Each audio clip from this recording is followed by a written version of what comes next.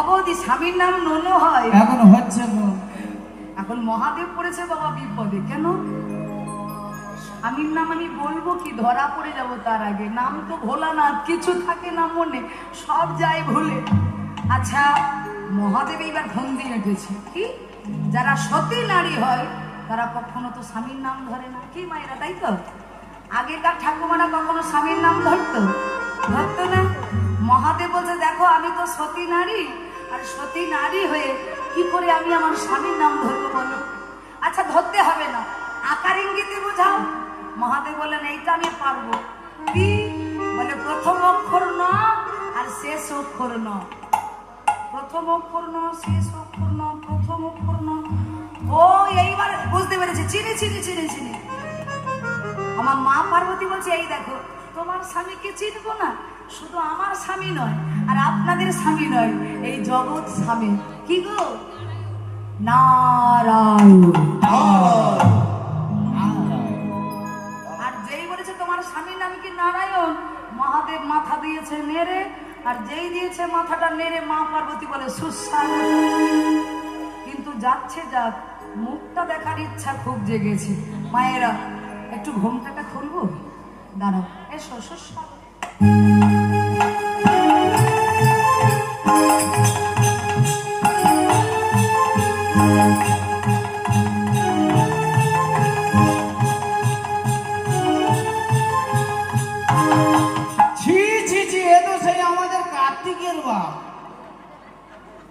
ওই জন্য কাপড়টা চেনা যেই বাবা শাড়িটা টান মেরেছে মহাদেব তো বেরিয়ে গেছে। আর মহাদেব, আর যেই মহাদেব বেরিয়ে গেছে বাবা, মহাদেব তো এইবার চুপ করে দাঁড়িয়ে আছে। মা পার্বতী বলে স্বামী তুমি এসেছো গোপের সাথে রাজ দেখতে? যাও বলছি, চলে যাও। কিন্তু মহাদেব বলছে আজ আমি যাব না, এসেছি যখন রাজ দেখে তারপরে যাব। যাবে না? না। আমার জোর করে রাসমঞ্চের ভিতরে একটা চরণ দিয়েছে। রাসমঞ্চটা কেঁপে উঠল। কেন? কারণ আগেই বললাম বৃন্দাবনে রাসমঞ্চে কোনো পুরুষ প্রবেশ করতে পারবে না। ব্রজগোপীরা ছাড়া পুরুষ একজনই থাকবে, তিনি হলেন পুরুষোত্তম ভগবান শ্রীকৃষ্ণ। ও মায়েরা, গোবিন্দ হলো স্বামী, গোপীরা হলো স্ত্রী। এবার আপনারা বলুন মা, এই স্বামী স্ত্রী লীলার মধ্যে মানে গোবিন্দ যে গোপীদের মনের বাসনা পূর্ণ করবে, এর ভেতরে যদি ভোলানাথ চলে যায় তাহলে কি কারোর মনের বাসনা পূর্ণ হবে? ভগবান তো পূর্ণ করতে পারবে না।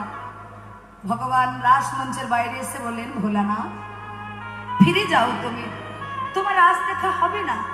কারণ আজ আমার যে লীলা, রয়াকার দন্ত সরাস, রয়ের আকারটা কেটে দিলে হয় রস। আমি হলাম স্বামী, গোপীরা হলো আমার স্ত্রী। এইবার যদি তুমি রাস মঞ্চে প্রবেশ করো তাহলে কি করে মনের বাসনা পূর্ণ হবে? তখন ভোলানাথ বলছে প্রভু গোপীদের মনের বাসনা পূর্ণ হলো আর আমার মনের বাসনা অপূর্ণ। বলে তোমারও পূর্ণ হবে, কিন্তু এই দাপর যুগে নয়। তাহলে কোন যুগে? বলে দাপরের পরে আর একটা যুগ আসবে, যে যুগটার নাম হবে কলিযুগ। হ্যাঁ, এই প্রেমাস্বাদিতে যাইবে নদিয়া নগরে, অদ্বৈত আচার্য হয়ে কোলের জীবের ঘরে ঘরে বেলাইবে রাসলীলা। সবার ঘরে ঘরে হবে রাসলীলা, আর সবার সামনে বসে রাস দর্শন পাবে। তোমার মনের বাসনা পূর্ণ হবে, এই ভারতবর্ষের মাটিতে আমার রাসলীলা প্রচার হবে। এই যে ভোলানাথ দাপর যুগে, কলিযুগে অদ্বৈত আচার্য হয়ে মায়েরা এই রাসলীলা প্রচার করেছিল। এই জন্যই আমাদের ঘরে ঘরে হয় রাসলীলা। আর শুধু আপনারা রাস শুনছেন না, আপনাদের সামনে বসে অদ্বৈত আচার্য হয়ে দেবাদিদেব মহাদেব আজ এই রাস আস্বাদন করেছিলেন। মায়েরা ভালো করে দেখুন, এবার ভোলানাথ চলে গেল আর গোবিন্দ গোপীদের নিয়ে শুরু করলো লীলা। কহ গোপী কিসের লাগি, বলো বলো, এলে গহন বনে হরি আর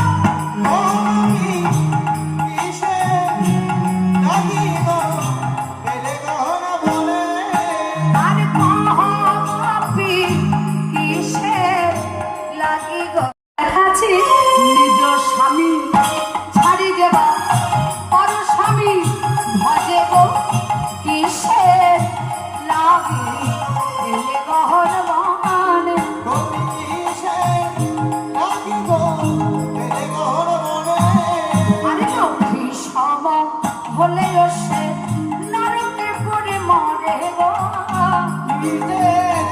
হরি হরি বল।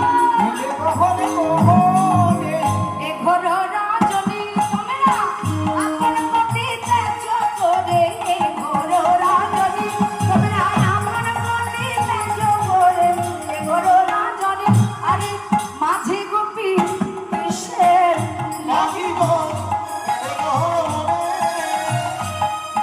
এইবার যেই না গোবিন্দ গোপীদের এই কথা বলেছে, এবার গোপীরা রেগে গিয়ে গোবিন্দের পানে চাইলো। বাবা ও ধার্মিক, যার নিজের ধর্মের জ্ঞান নাই সে আমাদের ধর্ম শেখাচ্ছে। বাবা এই যে যেদিন যমুনাতে স্নান করতে গেলাম আমাদের বর্ষণ করলে চুরি, সেদিন তোমার ধর্ম কোথায় ছিল? যেদিন কংসকে বধ করেছিলে মনে পড়ছে? বাবাসুরীকে মেরেছিলে বলে শিশুকালে অবহেলে বুঝিলে পুতনা, আর মোরলের ধ্বনি করে বাহির করলে গুণমধু। এখন আমার ললিতা সখী বলছে শ্যামনগর এইভাবে হবে না, চলো এবার একটু নৃত্য প্রতিযোগিতা হোক। কার কার? শ্যামনগর আর রাধারানীর আলাদা আলাদা নৃত্য হবে। তো আগে কে নৃত্য করবে? শ্যামনগর। আচ্ছা ওই দিক থেকে কোনো শ্যামনগর আসতে পারবে এখানে? শ্যামনগর এবার বলছে শ্যামনগর আরো দুটো জিনিস তোমার নড়বে নাকি? বলে না নড়িবে পুত্র ঘন্টি নয়নের উপর, আরে না নড়িবে পুত্র ঘন্টি নয়নের উপর, বাঁকা শাম তোমাকে নাচিতে হবে, আরে ধৃগদা ঝন্না খেদা ধুরগুদুর লাজন ভা, ধৃগদা ঝন্না খেদা ধুরগুদুর লাজন ভা। এটা হলো শ্যামের তাল, আর শ্যাম যে তাল বলবে সেই তালে রাধারানী নাচবে। কি তাল ভাইরা ভালো করে শোনো, আগে শুনে নিতে হবে, ঠিক আছে? বলে বিষম সংকট তালে বাজাইব বসি, বিষম সংকট তালে বাজাইব বসি,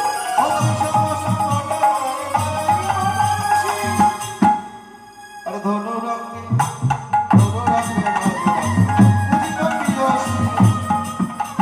ধনুই অঙ্কের মাঝে নাচ বোঝে প্রেয়সী, আবার না হবে ভূষণের ধনে না নড়িবেছি, ভগবতীর চরণে না বাজিবে গঞ্জে, বলি রাই তোমাকে নাচতে হবে, রাই তোমাকে নাচতে হবে, ও যেমন ভাবে বলবো আমি রাই তোমাকে নাচতে হবে, ও বচ্চা মালনী নাচ তো দেখি হরিবা,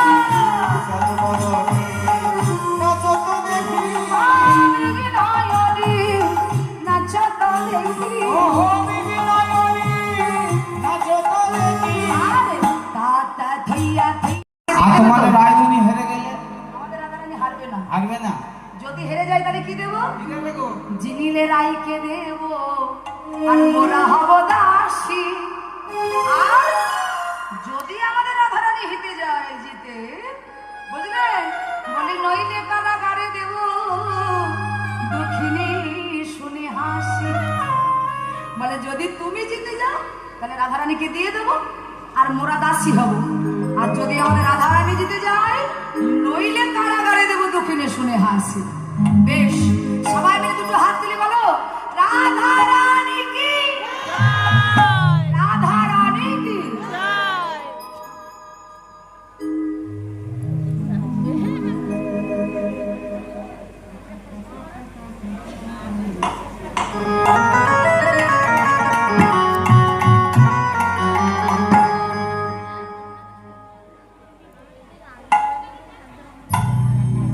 আর একটু করতালি দিতে হবে তো সবাই মিলে।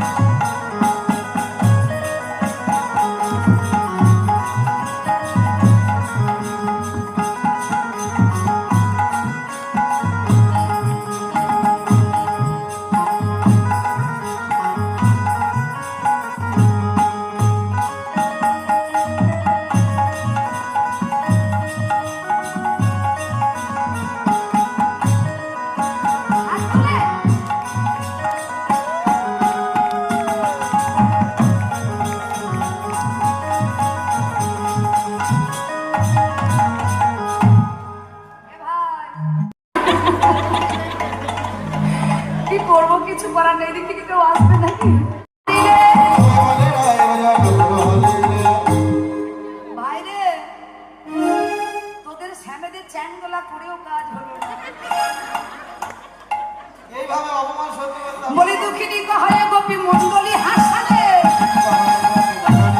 আরে দুঃখিনী কহায় গোপী মণ্ডলী হাসালে।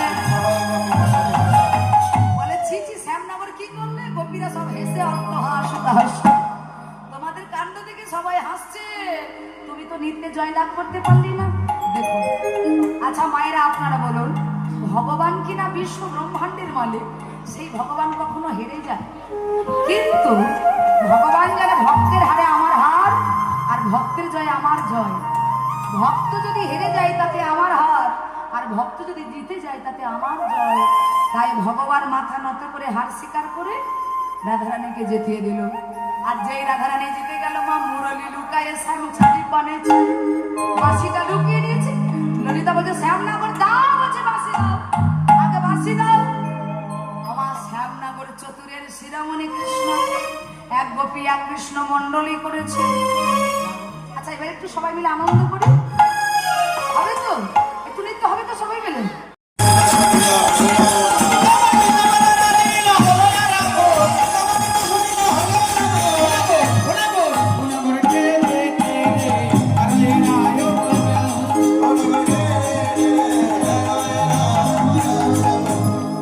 গোপী নাচে গাই কেউ ধরে তাই, গোপী নাচে গাই কেউ ধরে তাই, মধ্যে মধ্যে নৃত্য করে নাচুয়া গোপাল। শ্যামেরা দু হাত তুলে কৃষ্ণ নামাকে মার বলো না, বলো এই হরি নাম জপ অবিরাম, এই নাম জীবনের সাধনা। সবাই মিলে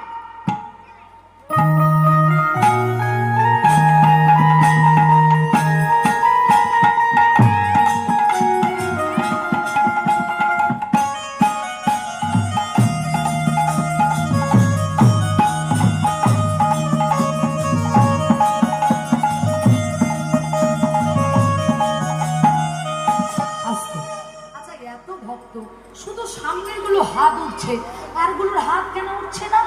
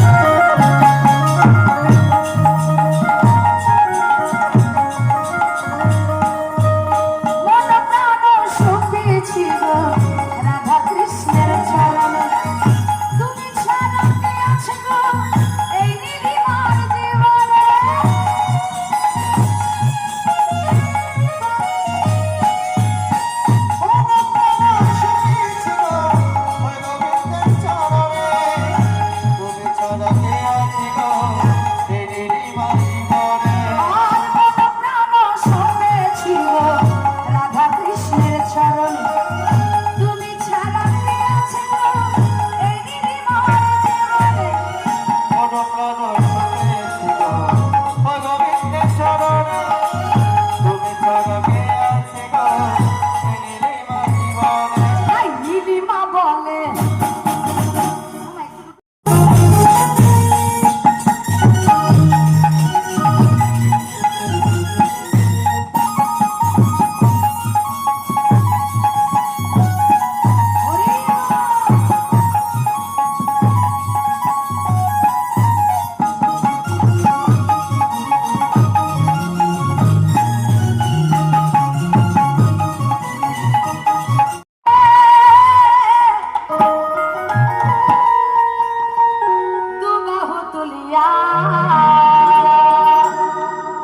চলো সবাই মিলে একসাথে তালে তালে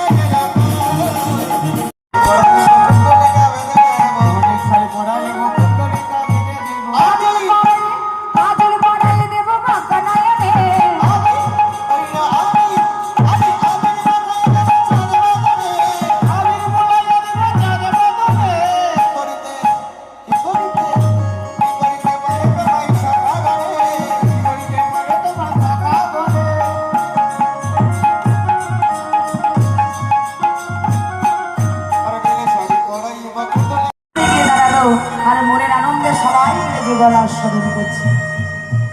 ও কালাচা